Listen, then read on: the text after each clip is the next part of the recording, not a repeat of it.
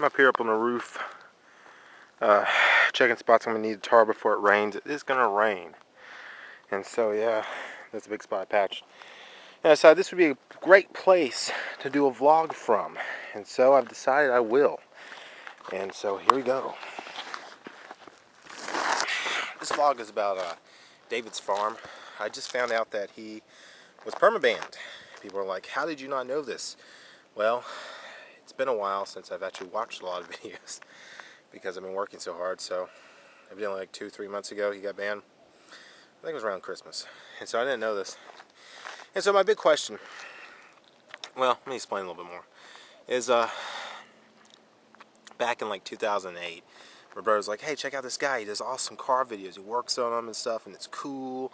And he does something called Sky Hill. Check him out. So I was like, okay, I'll check this guy out. And so I watched a couple of his videos. At that time, he had like 40,000 subscribers. And so I messaged him, asking mechanical questions about my Chevy dually that's broken. Its engine seized. It sits in the woods. No one works on it. And so I was asking him how I'd go about unseizing the engine and stuff like that. And I was amazed. Within like an hour or two, as a tractor goes by, he replied to me and actually responded and talked to me and gave me ideas. And this went back and forth for a couple weeks, just talking to him. And then, I just ran out of things to say, and we didn't talk for a while. And so, I thought that was cool. Here's a big name YouTuber. At my point, that's a big name YouTuber. Anytime you get over 5,000 subscribers is pretty big in my book. And he was at 40,000 at the time. I was like, wow, he actually talks to me. And at the time I was 18.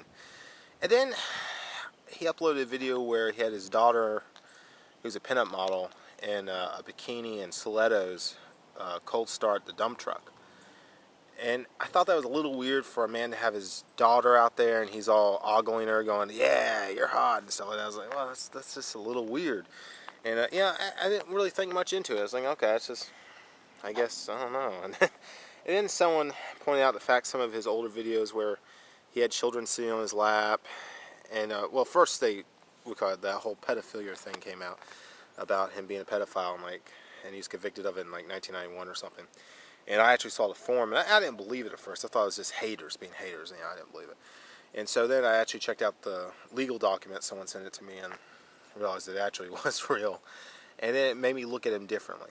And my question for you guys is, when you found that out about DavidsFarm, did it make it hard for you to watch his videos? Because I loved his videos. Hate him, love him. His videos were awesome. No one's denying the fact his videos were cool. His videos were good, and and he seemed like a nice guy, real helpful and stuff.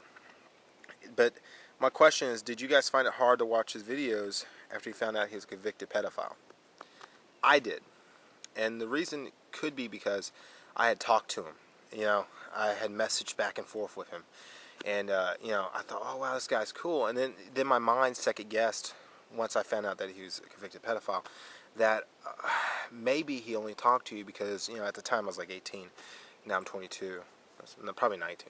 And I probably looked young for my age or something like that. And I was thinking maybe he only talked to me because I was a young man. Would he have talked to me if I was some old guy messaging with the same question? And in my mind, I played that over. Would he have? Would he have been that nice to me? I don't know. And so that's the big question. You got to look at his friends. He had that little long-haired boy who was like 13. He had Mark Freeman, that redhead kid. He looks like he's 12. No offense, Mark. And and to me that seemed kind of weird.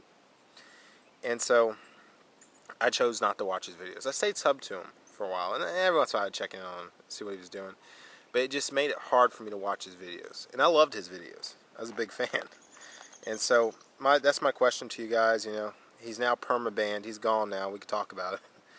But, and also, who's going to take his place? Because is there anybody out there who has land, a bunch of junk cars they can play around with, who's going to take his place? Because that's a big appeal with everyone. Even like Mark Freeman and One Pug Life and British Bloke, they don't have land. They don't have as many junk cars to play around with. DavidsFarm did. And so, is there going to be anyone who's going to take his place in that regards? But can anyone take his place? I don't know. So, you know, you guys check it out. Do a response if you want, you know, comment, question of the day, you know, did you find it hard to watch his videos after you found out he was convicted in 1991 of pedophilia? So, leave a comment to that effect. Thanks, guys, and I'm going to go check this roof for leaks. There's the lowland. There's the minivan. There's the broken Chevy. There's my truck bed trailer. And there are my dogs. Peace, guys. Later. Oh yeah, one more thing. Does anyone know exactly the reason why he was banned? Because I tried to go to his channel, and it's like, this user has been banned for rules violations, repeated rules violation. And I was like, what exactly does that mean? Does his car videos somehow offend YouTube, or is it something else, or is it some of the fact that he was a pedophile, or what was it that actually got him banned from YouTube? Because I have several rules violations, and that kind of scares me. Yeah.